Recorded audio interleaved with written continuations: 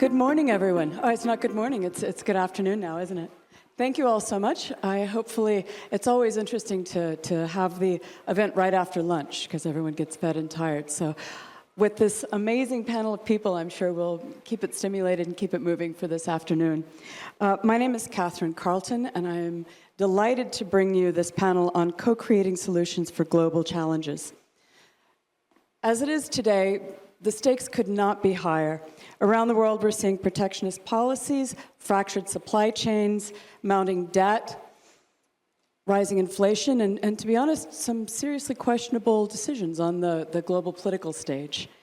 History teaches us that when nations retreat into zero-sum competition, it's the global economies that pay the price. But history also shows us that cooperation, creative and sometimes brave cooperation, is what brings us together to create trust and create the relationships that leads to stability and really shared prosperity. Today, we're really fortunate to be joined by leaders from across industries and from across the planet. Each brings unique insights, but each also has a common concern. How do we build trust to co-create not local successes, but how do we take the local successes and scale these to be true global solutions? I am delighted to introduce you to Ahmed BinDawood, who is the CEO of Dawood Holdings. He leads one of Saudi's most prominent retail groups, guiding its digital transformation, market expansion, and integration of advanced technology across the region's consumer landscape, across the Middle East, across Saudi Arabia. Nkululeko, Khumalo, also known as NK, heads the Mbulase Group, a South African enterprise focused on sustainable industrial growth and investment across energy, mining, and investor sectors, including an amazing group of cows that he has on a farm that he works with that's pretty impressive as well. Pedro Lopes is the Secretary of State for the Digital Economy of Cabo Verde, really beautiful islands off of Africa, which drives ambitious digital transformation and agenda that positions his country as a true regional hub for innovation, entrepreneurship, and sustainable technology. Charles Tang has been a leading bridge between Brazil and China for literally decades. He's been fostering trade, investment, cross-cultural collaboration between the two economies, and is an amazing force in the area. Wang is the founder of China's leading independent think tank. They provide really insightful and impactful information that people use across the world on globalization in terms of advancing research and dialogue on international cooperation and global governance. So please join me in welcoming such an amazing panel.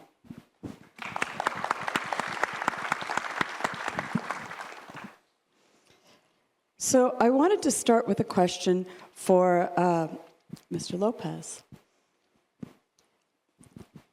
He's done some amazing things in his country, not the least of which with the youth.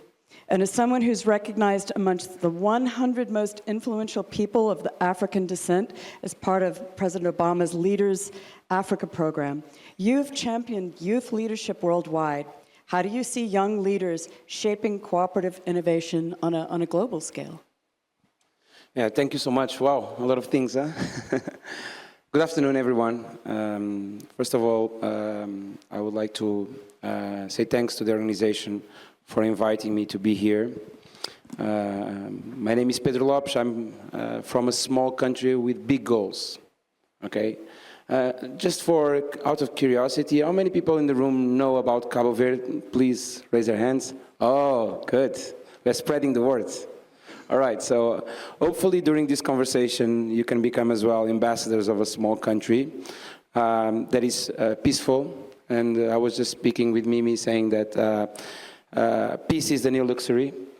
We believe that you build peace with impact, with innovation, and thinking in a way that people can enjoy to live in a country where they can accomplish their dreams. And I like that description about Cabo Verde being a beautiful island, but every time that we speak about Cabo Verde, we think about an island destination with beautiful beaches, sand, white sand, also black sand. We are a volcanic country. But I want you guys to think about more than that. I want you to think about a country that once was one of the biggest marketplaces of enslaved people. And I think we need to recognize history and not be afraid to understand that Cabo Verde had that role in the world. But now it's time for Cape Verdeans, for Africans, for the Atlantics to tell a new story. So we are in the middle of the Atlantic, and to understand the history of Cabo Verde, the Europeans went to countries like Senegambia at the time, enslaved people, sell them in Cabo Verde to take them to the plantations of Brazil. And it's unbelievable that the same route is where the submarine cables are passing that provide internet to the world.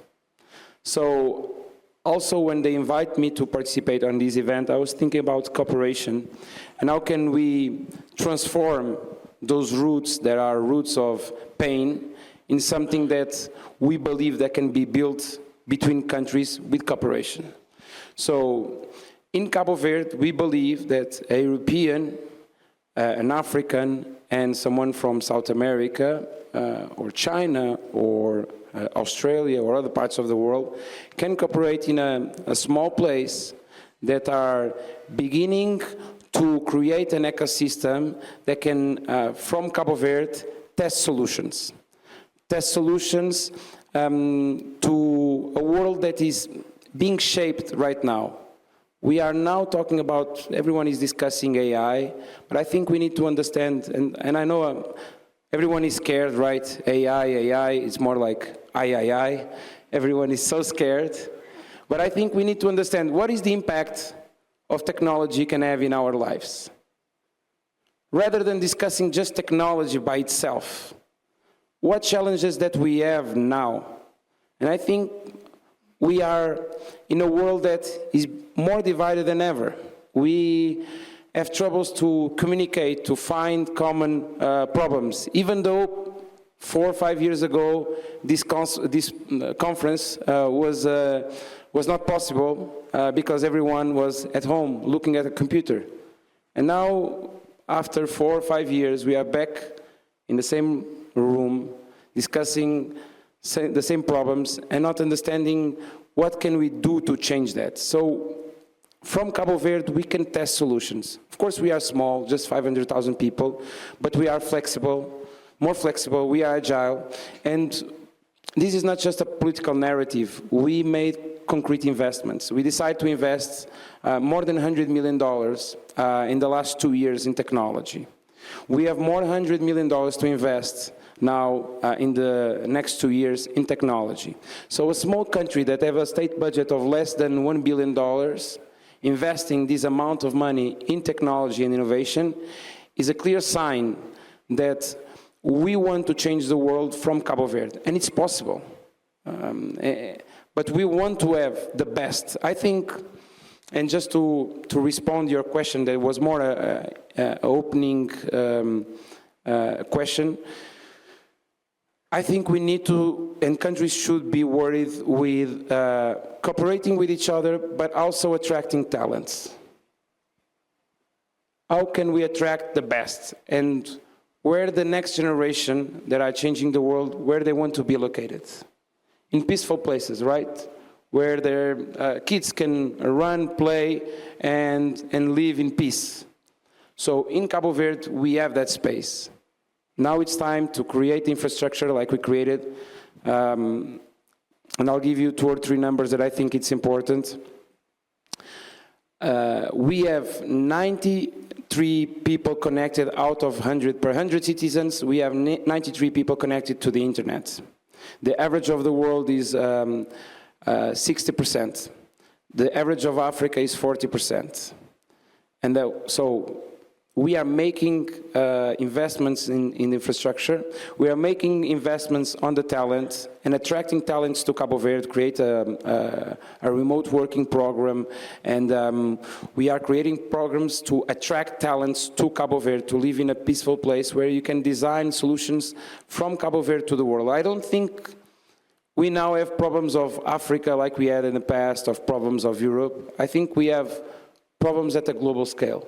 So we need to come together to try to design solutions, be innovative in a sustainable way, not just to save the planet for the next 100 years, but to understand that what we do right now has a concrete impact on what happens tomorrow.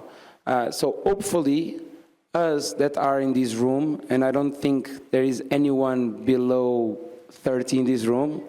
If we have, please raise a hand, one or two. So this is the things that we need to change as well.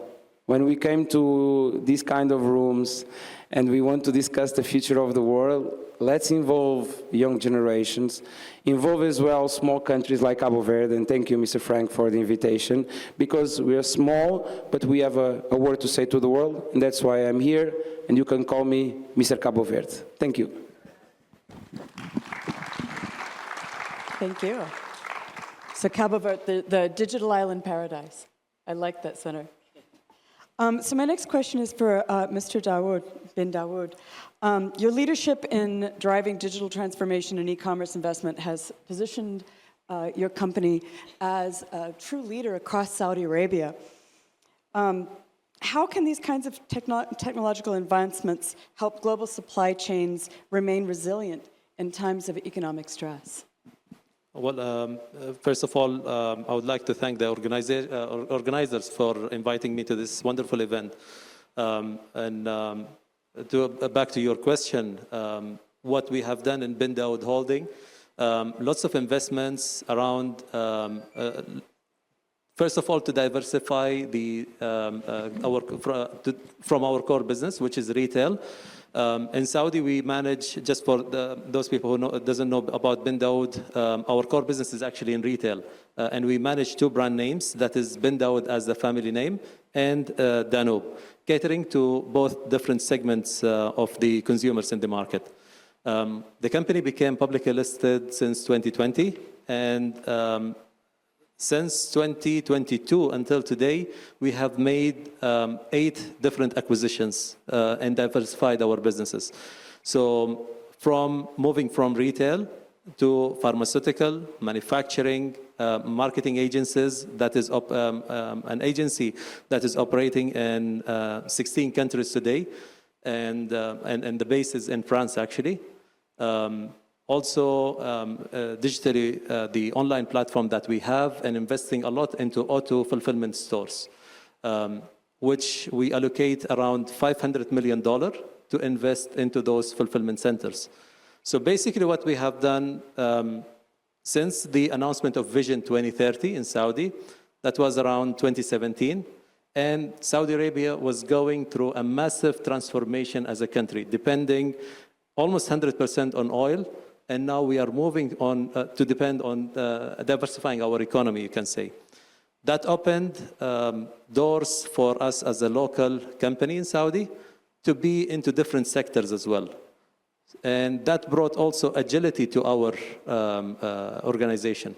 So with the moving from, you can say, the changes that is happening within the economy since 2017, with the COVID, and after COVID also, lots of changes that happened. And we focused a lot on getting the supply chain right. And you can say that also Saudi, like with the South, we have Yemen and the conflict that is happening in Yemen, and the closure that always happening, and the supply chain issues on the Red Sea. So lots of issues that was going and that could disturb also the supply chain, us as a retailers and supermarkets. So we decided to invest into those auto-fulfillment centers with $500 million and having those fulfillment centers across the kingdom, having a grip on the supply chain by investing into a distribution company, which we have acquired successfully, that is called Jumeirah Marketing, and then improving our offering by entering into manufacturing and owning those brands within the local market. Getting the talent from, let's say, different countries, whether it's Europe or US or even like from Far East, partnering with them, bringing them into Saudi and establishing that manufacturing and reaching to what we call as food security in the country. And today, with our diversification, when we became publicly listed, 100% of our revenue was only coming from retail. And today, we reach to almost 20% that is coming from the diversified sectors that we have acquired. Our target also to increase that portion to reach to almost like 35 to 40%, and with improving and enhancing our offering to our clients. That's amazing. Thank you so much. That's really amazing. I love hearing the success story of scaling, because we were talking earlier, it's hard, but not that hard to have local success, but that scaling that across the world is so exponentially difficult. I love seeing a model of how to do it well. So my next question is for Mr. Wang. You've published extensively on globalization and global governance. What role can cooperative innovation play in marketing globalization to make it more sustainable, more inclusive, and more responsive to the challenges of climate, inequality, migration, and a lot of the constraints that we're dealing with in modern global society?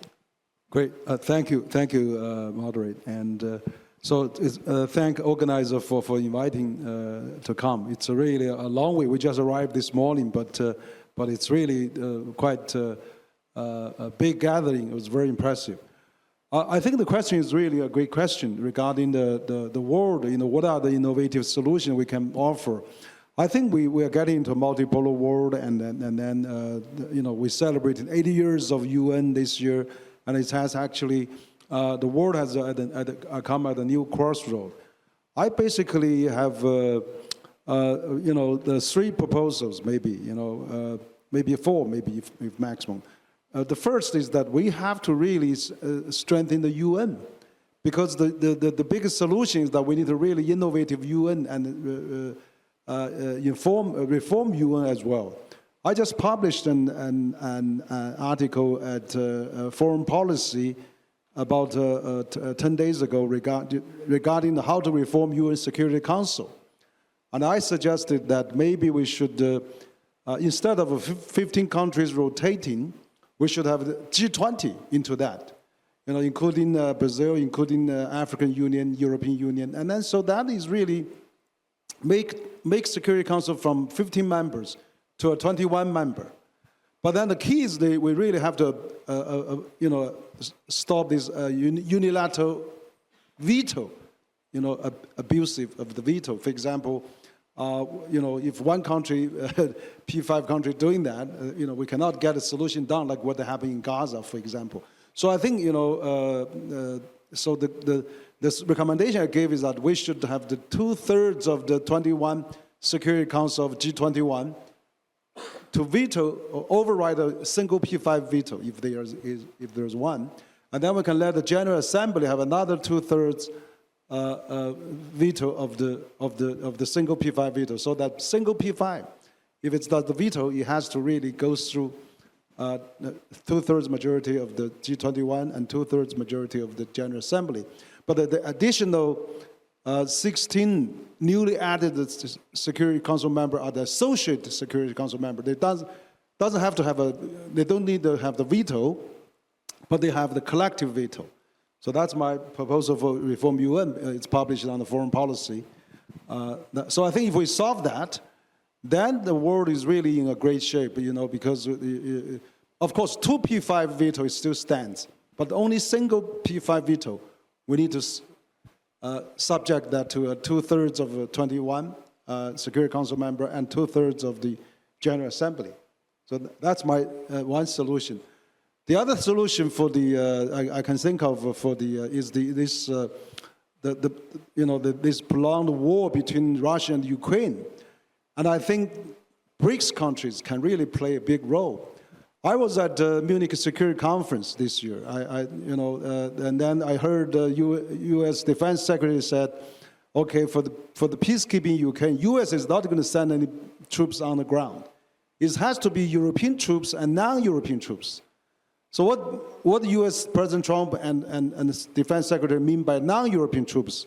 So I'm thinking of Brazil, China, India, South Africa, and Turkey probably. So if we can get those countries not directly involved in the conflict, but they can come in as a UN peacekeeping force, together with Germany, France, UK, Italy, or Poland, and let's have a United Nations peacekeeping force, have a new UN resolution to send that. So I think that will be probably a solution to separate the war. I think Russia already said they'll look for UN Security Council, and Zelensky has said he likes the Korean model, where the Korean War was have a ceasefire line and have peacekeeping forces on both sides. So that probably, I think the BRICS solution would be the solution for the Ukraine-Russian crisis. The third solution I can think of is really the climate change. We are not really having such a big disaster of happening on the climate change. We're having COP30 right here in Brazil. So I think that China and all the EU and many other countries, Brazil particularly, we can all work together to really push for a green agenda. So I think the green globalization and the green revolution is coming, and that is really the big wave of next the industrial revolution. So sooner or later we have to do that. I think this is the solution that we have to work together. And I think the China is leading on that, and China is like to work with all the other countries to do that. Finally, I'm thinking of, we mentioned about the AI, That's something also worries me. We hear that. AI is really happening now, but there's two different schools of thought how to do it. The US has open AI, but it's not open, it's really closed. China has this DeepSeek, and the DeepSeek is open, it's low cost. So I think the AI is a little bit, one thing I'm scared about AI is that it's all using English. It's 70% of AI language is English. It's computing, it's background, it's narratives, everything, input and output all in English. Oh, but what about the other languages? Chinese, Portuguese, and Spanish, and many other languages. So we need to really strengthen the other language to really strengthen the AI model. Otherwise, 10, 20 years later, we'll have a big AI model is only operated on English, and then all the other culture and the language and will be really impacted. So I think this AI is that the China solution is really applicable to all the other countries. It's an open system. It's low cost. I think it's really a way that we have to really diversify and make the AI acceptable, workable for all the countries in the world, not just for one or two country in the world. AI doesn't mean American intelligence. It really has to be a global intelligence. So that would be my solution. Thank you. Thank you. I love hearing that the next industrial revolution is green. Klaus Schwab always says the next industrial revolution is systems and everything being integrated together. And I agree. I think we need to have everything integrated together with green lens on how we approach that. Thank you so much. So Mr. Khumalo, I should say Khumalo Makai, he was telling me earlier he's now including his father's name, which I think is lovely. Your career is centered around scaling startups to the next level of organizational maturity. How can, from the experiences that you have, what can you share that you have learned in taking local successes and scaling those into more globalized solutions? Sure. Thank you so much, Catherine and the panelists, and please pardon my voice. I think it's the long journey from South Africa coming here, but thank you so much, Frank, for the invitation. I think, Horasis is probably the epitome of collaboration, just how you manage to gather all the captains of industry, different, impactful individuals in one place, to discuss matters of global importance is really commendable, Frank, and congratulations to you and the team. I think one thing that's quite iconic about, collaboration in South Africa is, we seeing something that is testament to even what you're referring to, Henry, revolutionizing the UN. We seeing the first time the African continent hosting the G20 this coming November and the B20. And that's something that's never been seen before on the African continent. And I think that is testament to the whole realization by the global powers that be to have such collaborations happening outside of the usual suspect areas and looking and exploring new environments and new geographies in order to encapsulate globally relevant solutions, globally relevant problems into account. So I think it's quite a great time to be alive. I think there was a speaker in a few sessions yesterday that indicated that we live in probably the most exciting time of humanity from the caveman era to the agrarian era, to the industrial information, to the current era, and there's a lot that we've advanced in humanity. And to get back to the scale-ups, I mean, what we see in South Africa is very much synonymous to many other emerging economies.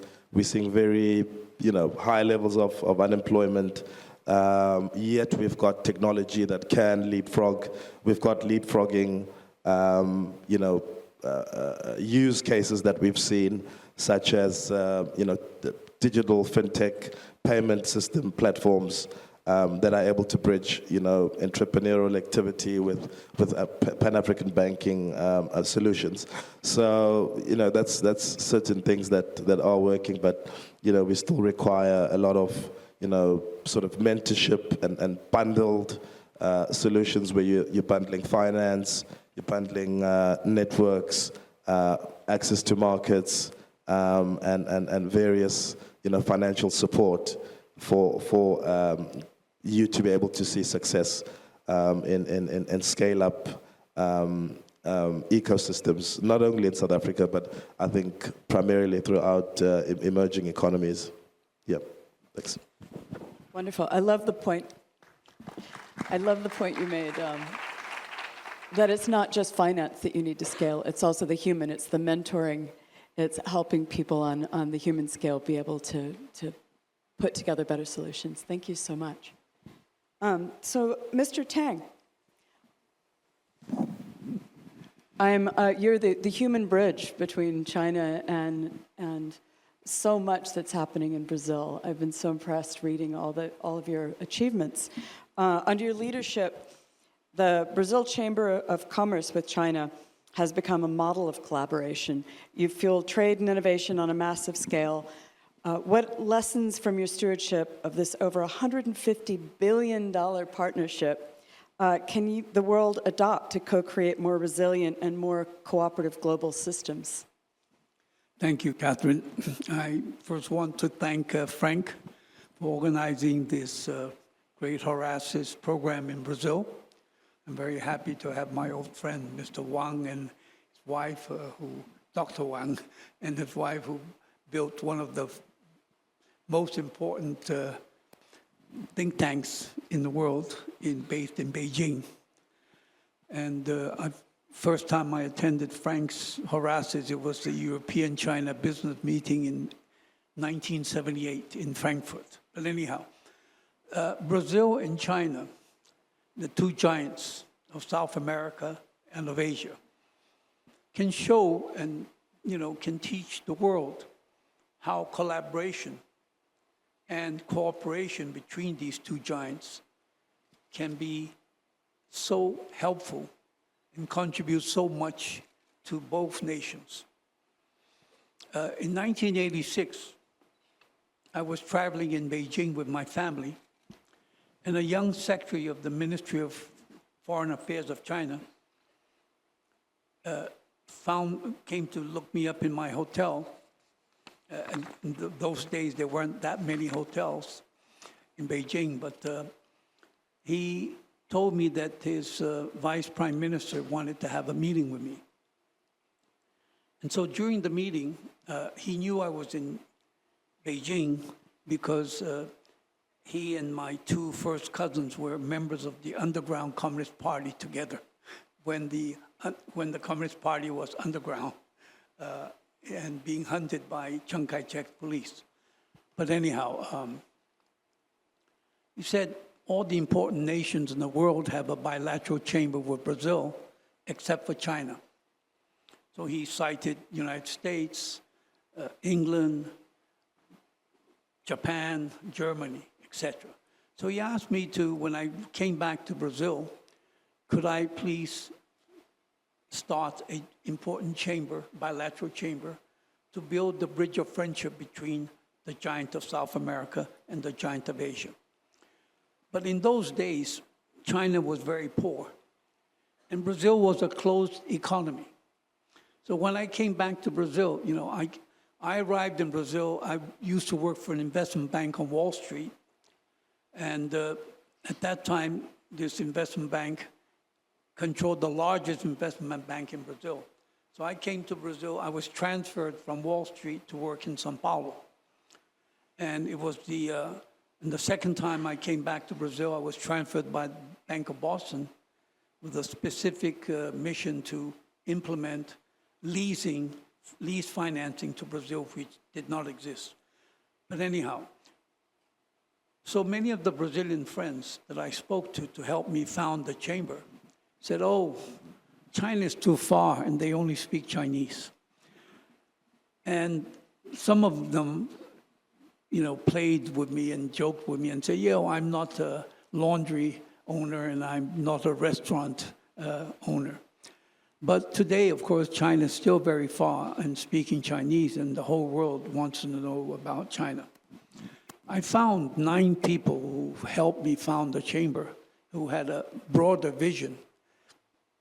And one was the former president of Brazil. He was Senator Fernando Henrique Cardoso. Another one was the federal congressman called Edson Lobão from Maranhão, and he became the governor and the Minister of Mines and Energy of Brazil. And also a journalist, the late Roberto Marinho from Globo, and Herbert Levy from etc. Well, 9 people helped me found the chamber. And our first member was Vale, you know, which does a lot of business with China. Well, last year, just to show you the growth of this partnership, last year, Brazil had a surplus of $79.8 billion, trade surplus in 1 year, okay? So this partnership between Brazil and China has contributed a lot to Brazil. Not only the financial part, because, you know, since I arrived as a young banker from New York, Brazil went through moratorium, such as in 1987, a long time ago, such as our neighbor to the south, you know, every few years go through moratorium. But with this tremendous amount of surpluses, if you take all the trade surplus in the last 10 years, it's almost equivalent, it's more than 20% of the GDP of Brazil. And so Brazil, and not only that, but there's almost $100 billion investment, direct investment from Chinese companies into Brazil. And plus the loans made by China to Brazil. Brazil will never again have to worry about moratorium. In fact, today Brazil has a very healthy foreign exchange reserve that's close to $400 billion. So this growth in trade is not only limited to finance. In 1988, you know, when I was in the meeting with the former vice premier of China, he also said, when you go back to Brazil, please tell President Sarney that we are waiting, you know, anxiously for his visit. He canceled twice his visit to China. And in 1988, when he went, he signed a very important, his minister, my old friend, late from the former governor of Santa Catarina and Minister of Science and Technology signed an agreement, high technology aerospace agreement. And today we have 6 Sino-Brazilian satellites flying in space. So I think that, and of course, in my last speech at the University of Oxford, I mentioned that the former colonial masters of Africa soaked a lot of its wealth and left Africa as a forgotten continent for many decades, until China started investing massively into the infrastructure of most of the African nations. And those nations that received these Chinese investments were the nations who had the highest GDP growth in the last few decades. Because of course, the infrastructure is the basis of development for any country. So the railway that Chinese company will build now from São Paulo to Campinas, and the recently signed bi-oceanic railway, it's such an important railway to connect the Pacific to the Atlantic, and it will only take 15 to 18 days to reach from Brazil to China by ocean, instead of the almost 45 to 50 days today through the south of South Africa, from the Cape of South Africa. It will push Brazilian development to new heights, And so I think that, and of course, Brazil is also very important for China. China has to guarantee the food security of the Chinese people. And Brazil is a breadbasket to the world. And every time Trump imposes tariffs on China, it's a boom for Brazil. Brazil today has sold all of its soybeans. You can't find one bag of soybeans to export to China anymore because it's all been sold to China. And the American farmers, of course, are not very happy because they cannot sell their soybeans to China. And in the first Trump government, when he imposed 25% tariff on Brazil, Brazil went from 50-something percent of its soybean crop sold to China to 90-something percent at a 25% higher price because of the tariff. So every time the United States imposes tariffs on China, it's always a boon for Brazil. Brazil makes a lot from these tariffs. But anyhow, so I think that more and more, and today, together with the BRICS, Brazil is finding, the whole world, or the BRIC nations are finding a new multilateral way of collaboration. So I think that this could be a lesson of how different countries can collaborate together. And China and Brazil today are never as close as they have ever been in history. Thank you.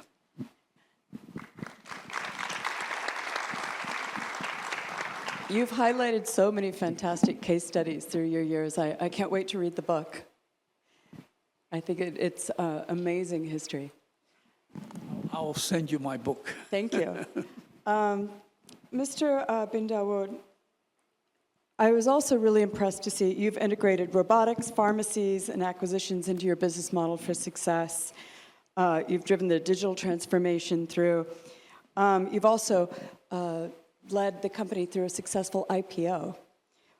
From your perspective, what has surprised you in doing these things? What lessons can global retail and consumer markets learn in balancing local sovereignty with the things that are required for successful globalization? Amazing. So the way we see it, most of the family businesses, they face always, you can say, a challenge with implementing the right practices of the corporate governance. And everyone thinks that it's too early to implement them, or like they could postpone and they would live maybe forever to do it. So many wonderful examples, either like locally in Saudi or even around the world. You see that wonderful businesses, with the next generation, it get faded and like closed down eventually. What the family decided to work on extensively is to actually to transform the company from being a family business to implement the right practices of the corporate governance and benefit from being a public listed company in the public market. So with the family, we decided to do that gradually even. Normally, if you call, let's say, any consultant, whether it's the Big Four or other companies, other consultant companies, they usually give you all the right practices, books, like to take it and to implement it. Whether it's going to harm the business or not, at the end, you have to pay for whatever consultation they have taken and to implement them. We decided to go gradually on that. First of all, we decided to find the right partner with us. And there was a private equity firm that actually invested in our company back in 2016. And the firm was InvestCorp. You can say it's a private equity firm which took a stake in our company, helped us to form the board, all the committees, implement the right practices of the corporate governance. Then the family decided also to work on the family constitution to organize how the next generation of the family would join the business. With you can say after we list the company after 2020, we saw the benefit of implementing those corporate governance practices. And it's never been better with all the opportunities that we have taken. So previously, if we see whatever was happening, it was happening naturally, organically. The growth that was happening for the company was organically growing. And after we became a publicly listed, with the right set of corporate governance, it helped us to even flourish more and all the acquisitions that we have done, which was mentioned earlier. And today we are performing in different sectors, integrating the different part of the business in order to serve us on the main core business. So for example, our core business is retail. And when we decided to enter into pharmaceuticals, we acquired a company that has almost 180 branches in Saudi, integrating that with the core business, which the branches that we have, and now the customer have the choice to come under one roof to buy all those items. Integrating the technology part as well. So with the online platform, integrating the AI solutions helped us to make better decisions on the business. With the auto stores that we have implemented. So for example, on online orders, if a basket size that is, let's say, $100, the picker had to replicate the same journey of the customer within the store, which usually takes 35, 40 minutes to do that picking of those items. With the auto store today, we reduce that timing from 35 to 8 minutes. And with more optimization, we are targeting 4 minutes to prepare those orders. So that is a significant saving on timing, and of course, becoming cost effective and being, you can say, like a profitable online player in the market. Now with the expertise that we have implemented as well, let's say with Econ, although it's based in France, having presence in 16 different countries, it's giving services to more than 250 brands around the world. All the major brands that you know, like Cartier, Chopard, like LVMH. So all these brands, we are actually providing marketing services to them. So getting that experience and implementing them within our company also helped us to even flourish more and more. And our target, we set, you can say, a target of almost $1 billion for those acquisitions and investments. On the other side, what is happening with the family also, we have the BinDawood investments, which is basically growing into investments such as hospitality, real estate, and other sectors as well. And with implementing the family constitution, that organized how the next generation is going to come on board. They need to go through the right set of training, where to start and how they could climb the ladder to be in leadership positions also. And that is all with the help of the expert team that we have today on board with us. That's wonderful. So I hear you saying not only technology, but value-added diversity is what really shores up the core and the growth. That's wonderful. Thank you for sharing that. Honorable Lopes, as you were saying, you have successfully and are successfully positioning Cape Verde into a digital hub in the Atlantic. What advantages from your country's digital transformation can serve as a model for other states or regions that are emerging economies seeking to leapfrog into global innovation networks? Well, first of all, everyone talks about ecosystems of innovation. Ecosystems, like we hear this every single time that we talk about innovation. There is no ecosystems before you have a community. So you have to bet on your community. That's why we decided to bet on our talent, create programs to develop talent of Cabo Verde, to understand how can we train more Cape Verdeans to remain in Cabo Verde, not having to leave the country, because as you know, Europe is becoming old, and there is a demand for people with IT skills. And a lot of people are leaving African countries and other parts of the world to go to Europe. Then that creates a political problem, but I'm not going to get into that. But I think besides training your local talent, I think it's time as well, and for many years in Africa, we spoke about brain drain, right? I think now it's time to speak about a brain gain.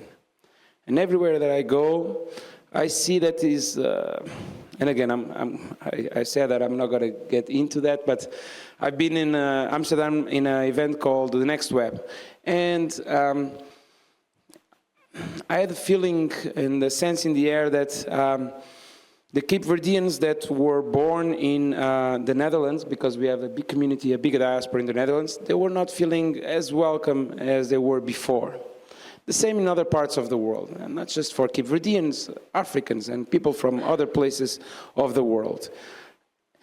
If they don't feel welcome, they should go to their countries and create and develop. And the message of countries like Cabo Verde should be bright minds, time to return, right?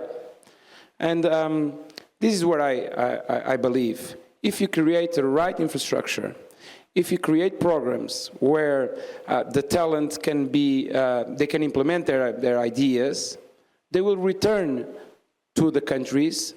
Some of countries places that they were not born there. I was not born in Cape Verde. My father left Cape Verde back in the 80s to study in university in Europe, like many Cape Verdeans. And I returned. And you have a fantastic African diaspora that wants to return to their countries and add value. First, you have to guarantee peace, good infrastructure, programs that can add value.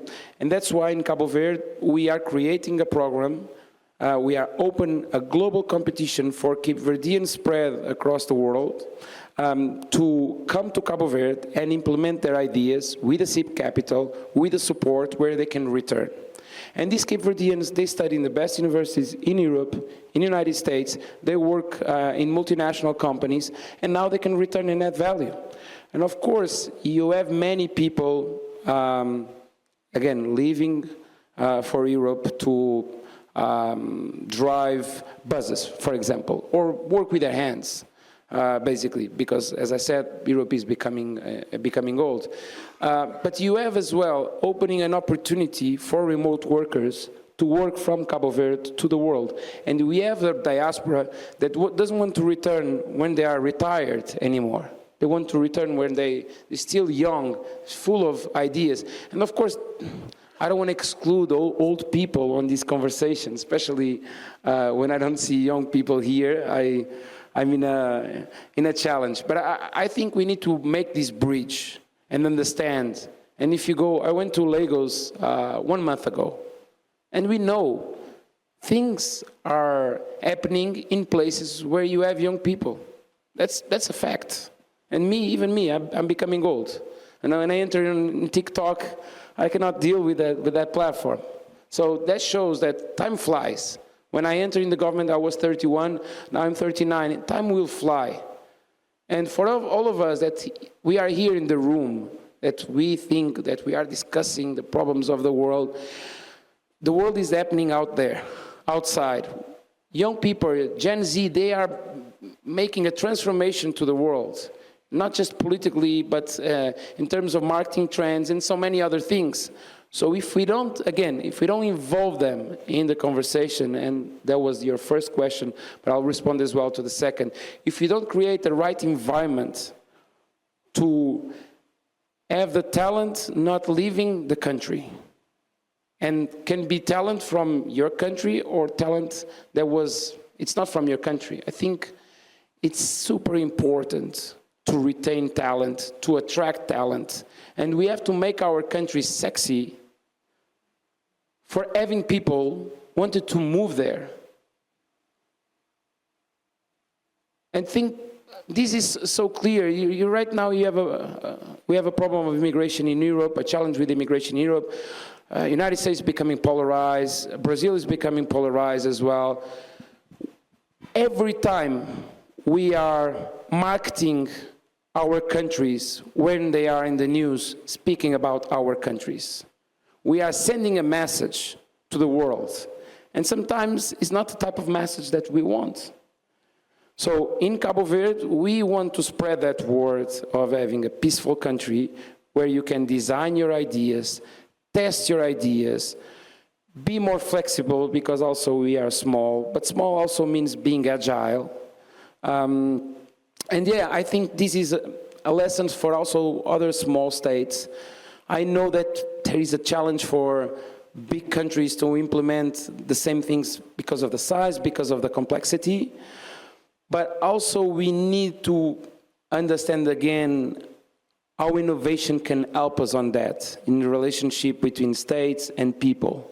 I think it's impossible to talk about innovation without talking about politics, because it's really connected, and the regulation and so many things that now we have. I think the world will be divided in the future with between the values that countries defend. And it's not about regional level anymore. We'll be at values that we defend and we shared. And that's, we have to understand what kind of values we want to defend, what kind of values we want to share. So yeah, I think again, from our lessons and from, well, what we can share from Cabo Verde is that, one, a small country can be relevant. Two, you need to bet on people, on your own people.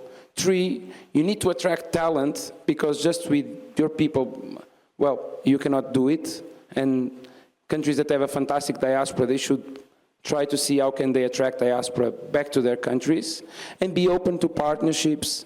I just, before coming here, I was talking with the radio of Cabo Verde, and they are asking me, why Cabo Verde needs to be in these kind of events? Maybe we are too small, maybe no one cares about what we are doing over there. I said, no, we have a word to say. We believe that we can be relevant from the middle of the Atlantic and connecting countries, being a hub and a platform. And if you travel to Cabo Verde, and if you Google our indexes of development, you see this is not just a young politician talking. This is happening right now.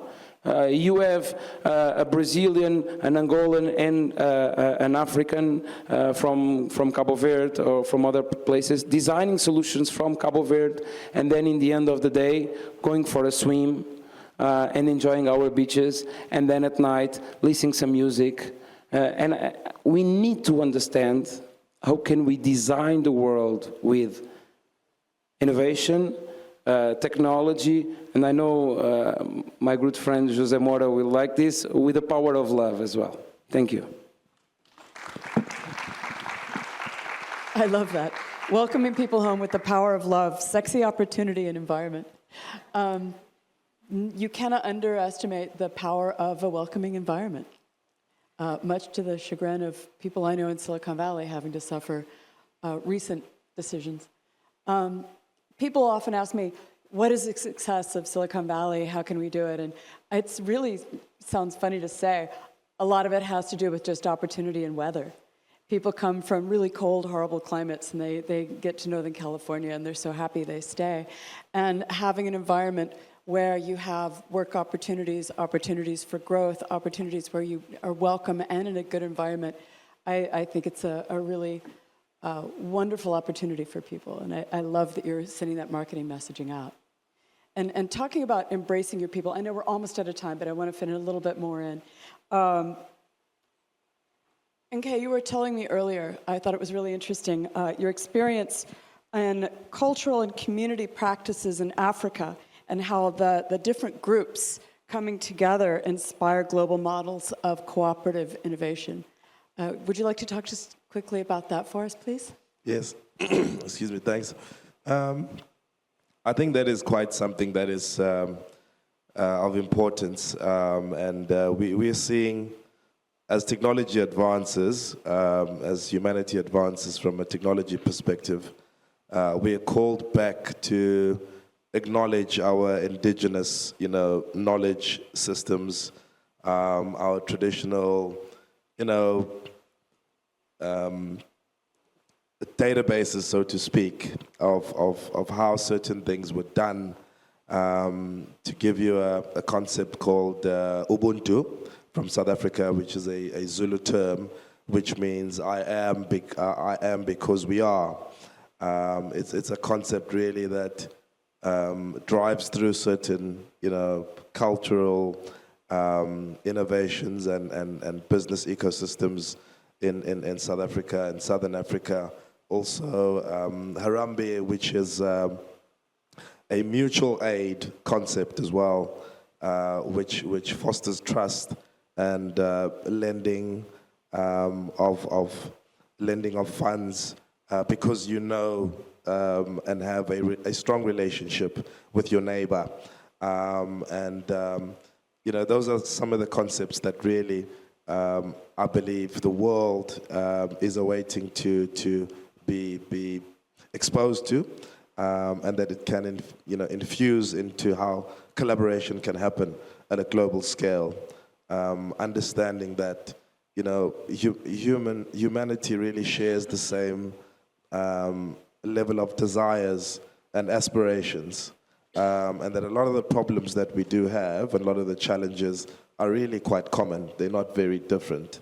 And looking at things like community-based decision-making structures, the business world and global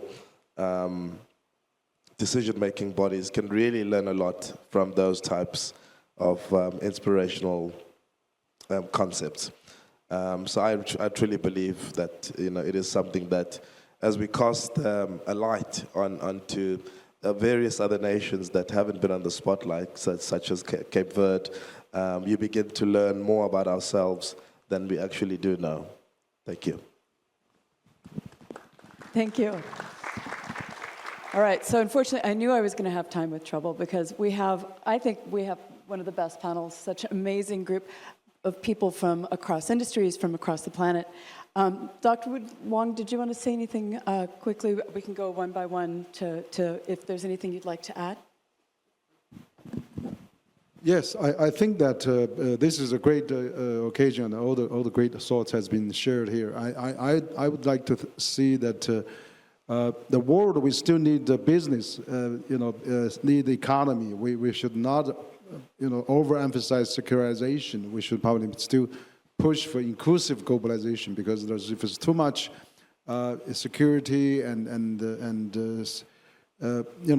national security, that's really stop doing business with each other, and that's overdone. So I think one of the solutions is really we should promote more economic integration, economic globalization, and regional globalization too.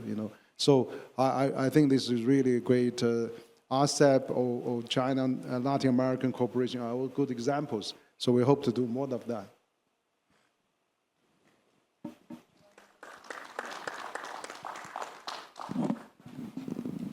Yeah, I think that, like Dr. Wang said, the world must collaborate together and not fight each other. And I think that the example of Brazil and China, there are two peaceful giants. You know, China doesn't send its Marines to any place. It sends its businessmen to do trade and investments. Brazil is on the receiving end of a lot of these projects from China. And China also shows the world that, you know, you can have a lot of innovation without trying to impede other countries from evolving. China today, of course, as in The Economist magazine wrote, is the leader of high, you know, technological advances. And I think that, can you imagine if the United States and China, the two great superpowers of the world, could collaborate together rather than one trying to impede the other? The benefit to the world, to the people of the world. Can you imagine how much the two superpowers can do for the sake of humanity? Thank you. Thank you so much.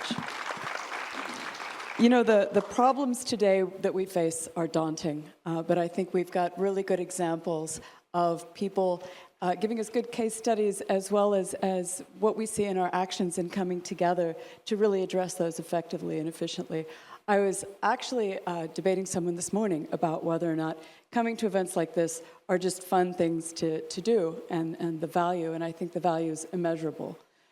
If you look at the research coming out of Harvard, I just finished my doctorate, so I will geek out with you on all these peer-reviewed studies, but the studies coming out of Harvard show, without question, diversity results in better decision-making. And if you only deal with people in your industry, in your region, people that you've identified, you're not really going to have the diversity. You're selling yourself short. When you're here, take advantage of the fact that there's might be someone from an area that you're unfamiliar with, for an industry that you really don't know that much about. It might make a spark. It might help you think out of that box to think more creatively. And you never know, when you see each other again in a couple of years, how that person may have evolved into another area where you have the strategic alliance. And it will benefit you tremendously to have these friendships, to create that trust, to create that foundation that we're building now. And I would say this isn't a nice to have, this is critical. It is critical that we work together and we build these relationships and this coordination and cooperation to take fabulous, fabulous solutions and things that have worked well locally and scale them into global success that can really move the needle across the planet and for all of us. So thank you all so much. I really appreciate it. And thank you to Frank for bringing us together. I'm always amazed. The question we always ask each other is, so how do you know Frank? I'm so honored to be here. Thank you very much for our panel.